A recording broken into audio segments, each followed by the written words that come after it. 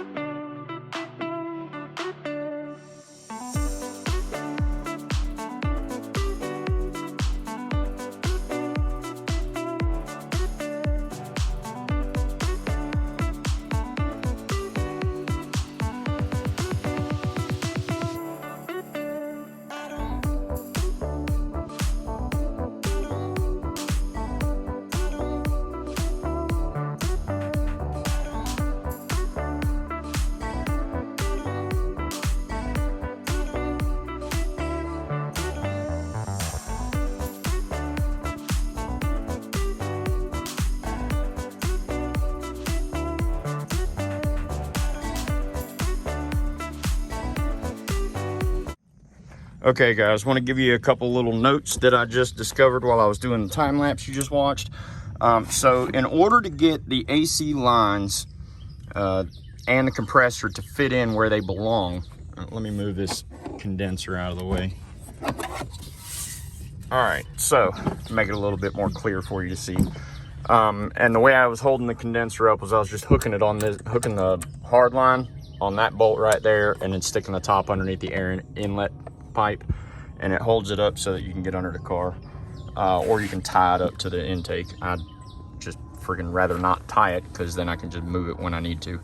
But anyway, you have to remove these hard pipes right here, and you have to remove the oil cooler, and you have to remove the turbo charge pipe going to the intercooler. So this is the pressure line coming from the turbo going into the bottom side of the intercooler, comes up and goes into the intake. But you can't have that hose in there because these hard lines will not go around it if it's bolted in place. And then in order to get this back in, you can't have the oil cooler on. You have to have the AC compressor bolted into place. Then you got to fish this thing through and get it hooked up to the bottom of the turbo. And then don't bolt this up to the oil pan. That's where I screwed up. I went ahead and bolted that to the oil pan and then tried to put the oil cooler back on, and it won't go. So you got to leave this loose, set your oil cooler back on there, get it put in place, get your hoses hooked up, get it all tightened down. Then you can mount this to the oil pan, and then we'll be able to continue running our piping over to the intercooler, which is going to be mounted in this general area right here. So I still have to go get now that I've got all that done, I've got the drive belt on and all that. So now I'm going to go pull the brackets that mount the intercoolers off of the A6 over there. And I'm going to try and modify them to where they can fit right here in this pocket right here, and then also over there. But you can see I still got to clean. I haven't pressure washed these, so I'm going to take these off. I mean, they're not the hose clamps aren't even on there. So I'm just going to pull them back off. I've just got them sitting on there for fitment, but I'm going to take them off, pressure wash them, get them all, get the brackets mounted in there, and see how those are going to mount. And then we'll go from there. Hopefully I'll be able to have the whole front end on this car within the next hour and a half, 2 hours. That's probably really optimistic, so let me rephrase that. Probably within the next 4 to 5 hours, I should be able to have the front end on here. So as long as everything goes smooth. Now, if I have to do a lot of modifications to make the brackets for the intercoolers fit, that's going to slow me down a lot. But we'll see how it progresses. Okay, just had some good news. I remember, I don't know if you guys remember, but I remember when I was pulling the motor out, this broke. And this piece went flying. I could not find it. I actually thought that it broke the top of the vacuum tank. But what it did is this is just a rubber grommet that seals it. Well, I found this laying over in my driveway like about 15 feet away from here, because like I say, when I pulled the motor and it fucking broke, it went flying. So now that I've got that piece, now all I need to do is bridge these two back together. I'll cut the end off of here, and I'll use a regular vacuum hose. I'll just go to a regular auto parts store, AutoZone, O'Reilly, freaking Advance, wherever the hell the closest one is. And I'll get some vacuum tubing, and then I'll get some vacuum tees while I'm there. And I'll just throw a T in this line. I'll have to come up with a way to modify this line to accept the rubber hose. But I should be able to get the end out of here, shove a fitting up inside of here, and then put a hose clamp or something. I may even have to thread a fitting into here because of how hard that plastic is. I'll just have to see what I can do. But all that aside, I'll do that. And then this, let's see.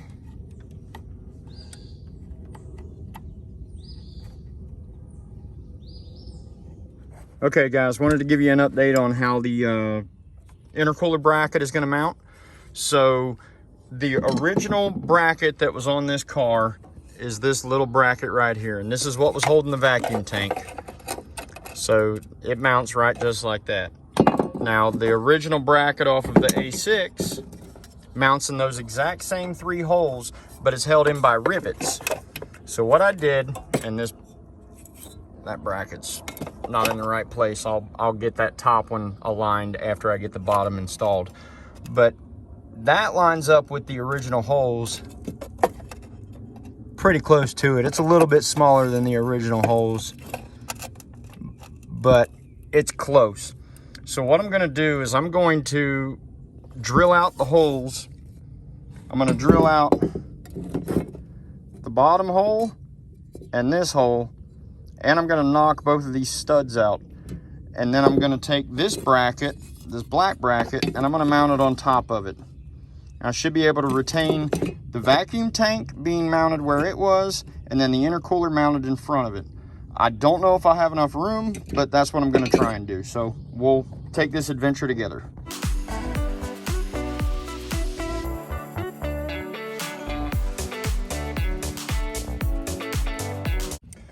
Okay guys, so I've had a little bit of a change of plans. I got the intercooler mounted in, and it's sitting where it should. It's kind of hard to tell how much room you've got behind it and whatnot. And I still haven't cleaned it yet, so I mean, try not to pay any attention to the dirt all over it. But what I'm gonna do is I'm actually going to move this vacuum tank or vacuum canister, whatever you want to call it, to the same location that it was on the A6. On the A6, that vacuum canister is located right here in the back side of the fender well. If I do that, then I should be able to use the original hose off of the A6. Since I broke my vacuum canister inlet port anyway, this one is not broken. So what I'm planning on doing is running this hose like it was run on the A6 and hooking it up to the original connector on the engine, which is right there. And I'll be able to run this up and it will set it right here in the wheel well for me. And then I can put my vacuum canister behind the fender well, as long as there's nothing back there. And this is all tentative to nothing being back there. I can't remember if there is or isn't. As long as there's nothing that's gonna hinder me from mounting it back there, that's what I'm gonna do. So, but this intercooler is mounted. Now I'm gonna work on mounting this intercooler, and then I'll work on relocating the vacuum tank. Okay guys, so the passenger side bracket for the intercooler, you need to cut out a small section off of the original bracket. Now, when I first cut it, I cut off this piece right here thinking it was enough, but this was way out here. All right, there's another section that you have to cut out that has another bolt, one of these bolts right here. But if you cut it out right at the gusset for strength, and then run it up to the middle of the other bolt, and then cut it over to the bottom of where the other gusset is for the top, and then you cut, when you make this cut, there's actually a notch right there and right there that I cut from. It was a straight cut straight across there. But cut that out and then go from your original cut that you made the first time and cut just below the gusset for the top and go over to the center, roughly to the side of where that gusset is, and then cut straight up. And that gives you plenty of room. You're not gonna hit the AC bracket or anything.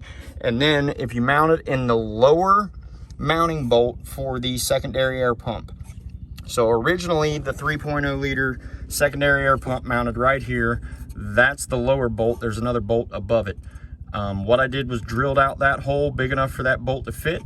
And then I'm gonna do rivets in these other 3 holes. And I'll rivet this bracket into place once I make sure that the intercooler is sitting at the right angle and I can get my front air duct going over to the front of the grill so that I can force the air in there, because I'm gonna have to do the same thing to that intercooler. I'm gonna have to put the air duct on there and try and route it up to the front of the bumper so that it can get air forced in there to cool to actually work the way that they're supposed to. I was gonna do a front mount intercooler, but I'm trying to show you how to do this to where it looks 100% stock. I'll eventually do a front mount intercooler, but I mean, and I know this is a lot of extra work, but I'm trying, like I said before, I'm trying to do this so that everybody has all the information to make it look like it's bone stock and function like it's bone stock. So hopefully this gives you a good idea of what you need to do. Okay guys, so you have to be very careful on this next step in order to get the intercooler to fit correctly. What I had to do is I actually had to twist this line. So this line, I don't know how, it was sitting out like this and it was sitting down. So I had to bend it back to get clearance for the intercooler pipe. and then I had to bend it up so that it's not sitting on the hose. It looks like I still need to go up a little bit, but you need to be very careful because this line can break. And I mean, I'm stretching it as much as I really want to, but I think I'm still going to keep going. Try and get a little bit more clearance here so that I'm not pulling on the bottom of the intercooler by the hose. And I'll take another snapshot after I get a little bit more clearance in there, but it needs to be bent back and up in order to clear the intercooler charge pipe. Okay guys, so I had mentioned this earlier in one of my previous videos that the front snub mount is in a different location on the 2.7 versus the 3.0. So you can now see how different those brackets are.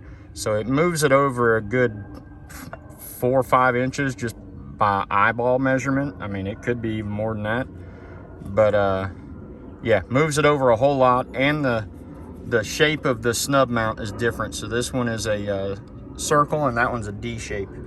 So that absolutely has to be changed in order for the front snub mount on the core support to fit.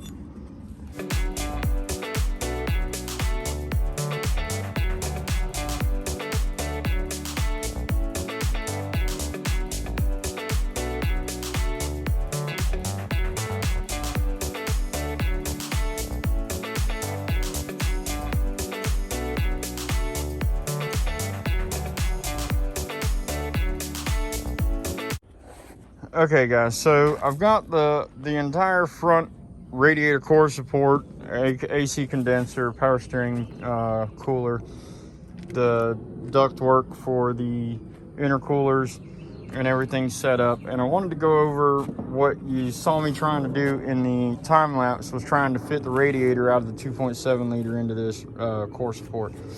The reason that I wanted to do that is because this radiator has an extra port down here, and this hose is what runs to it. Now this hose on the 3.0 runs up to that lower radiator port right there, but it's plumbed a different way on the 2.7. So what needs to happen is I need to cut this hose off and then cap it.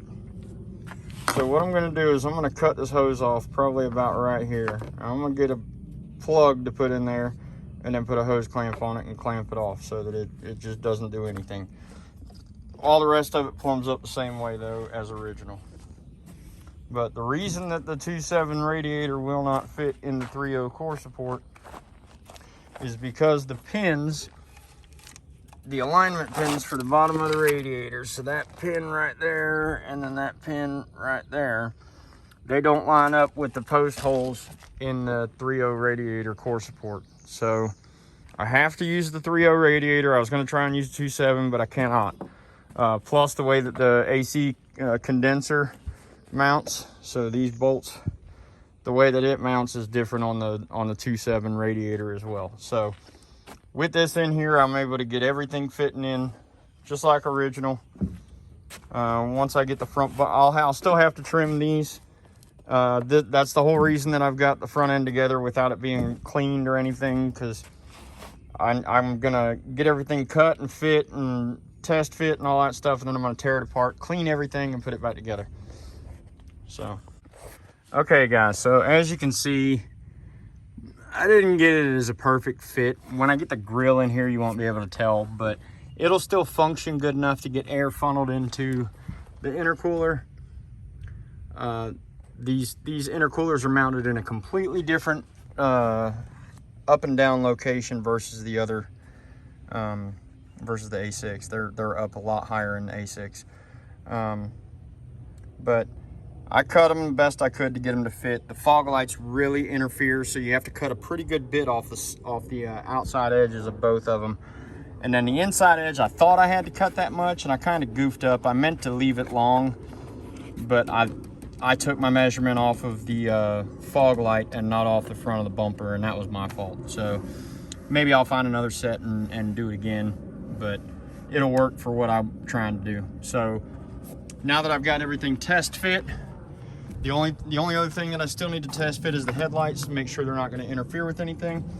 So once I get the headlights test fit and verify that they're not going to hit anything, I'll pull everything back apart, pressure wash it, put it back together, tighten everything down, and then hopefully we'll do the then I'll finish doing the wiring inside the car, and then after that I still have to add the fuel line because I have not added my return fuel line.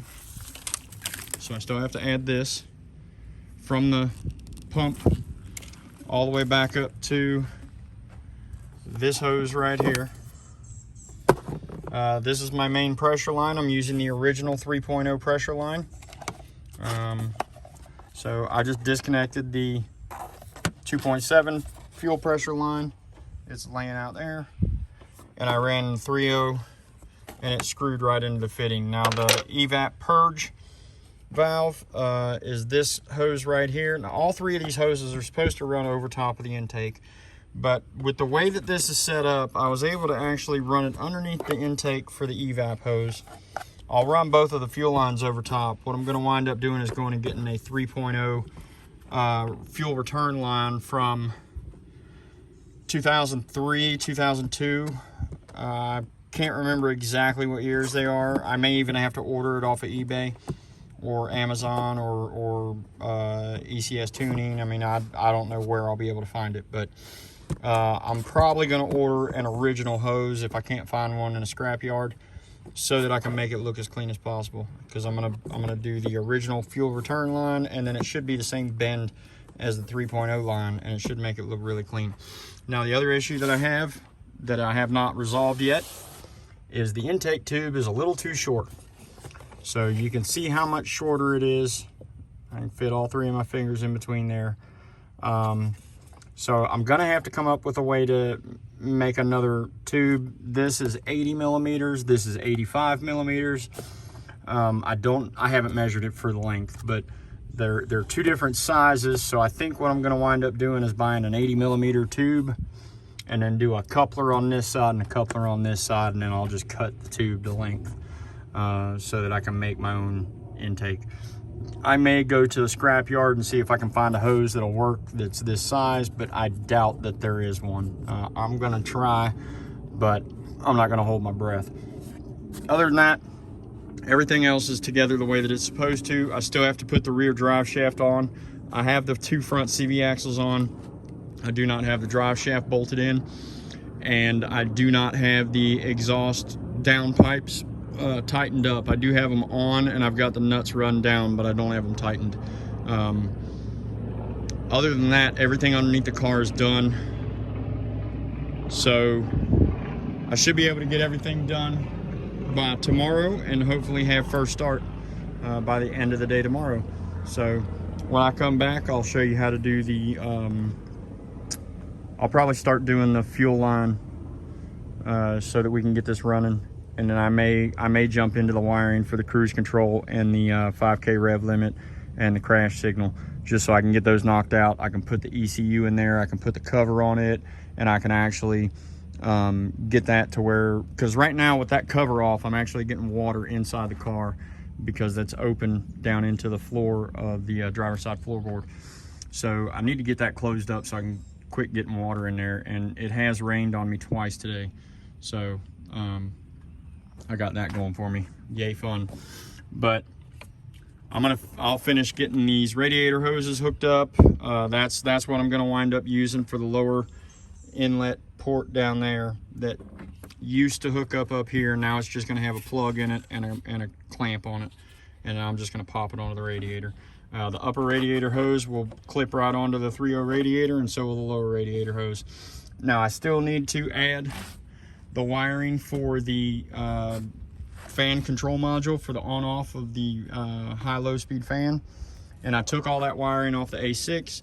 I'll have to figure out how I'm going to wire that in, and that will come back to how I'm going to run the after-run coolant pump that I have these wires sitting up here for, and how I'm going to run the cooling fans as far as how I'm going to control them from the ECU, or if I'm going to control them from the AC control module. I'm still trying to determine how I'm going to do that. But all that aside, I'm going to fit the headlights and make sure that they fit with no interference, and then I'll tear everything apart. Okay guys, one last thing when it comes to the intercoolers. You cannot put these grills in and expect any airflow without cutting the backs of these out. So because it was naturally aspirated 3.0 liter, they're both blocked off. Now if you get if you're doing this with a 1.8 liter car, the passenger side one will already be cut out. The driver's side will be solid like this one. But the on the B6 1.8 liter, this one's already got the backs of these vents cut out. So I'm gonna cut the back of these off on both of these grill inserts and then set them in the car. Okay guys, so now you'll be able to see that I opened up both of these grill pieces. So now you can get airflow through both of them and air can flow into the intercoolers. So all I did was took a friggin' right angle grinder and just ground down the plastic on the back side until I went through and then just cleaned it up with a razor knife. And worked perfect because now it can get air through there.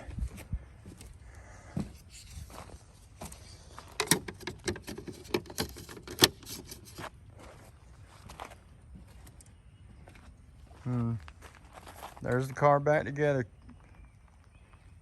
Somebody say sleeper? That's what I'm hoping for. Nobody will know what the hell's coming at them. Just hear the turbos freaking discharge when I freaking shift gears. But we'll see. All right, everybody. So I'm going to end the video right there. In the next video, I'll cover the all the wiring that I'm going to do for the fans, the cruise control, the 5K rev limit, and the airbag crash signal. So I'm still haven't decided what I'm going to do with the exhaust. So all I have done is put the downpipes on. I don't have them hooked up to the rest of the exhaust because they're actually, the pipes overlap by about a foot. So I'm still trying to determine if I'm going to get rid of the resonator, if I'm going to put in see how long the A6 exhaust is and see if I can modify it to work. I still haven't decided what I'm going to do. So when I cross that bridge, I'll put that in the next video as well. But all of the mechanical work on the car, other than pulling it apart and pressure washing everything and then putting it back together, is done. I'm not going to record that. I still haven't done it, but I'm not going to record it. I don't think it's going to be pertinent because everything was just shown in this video.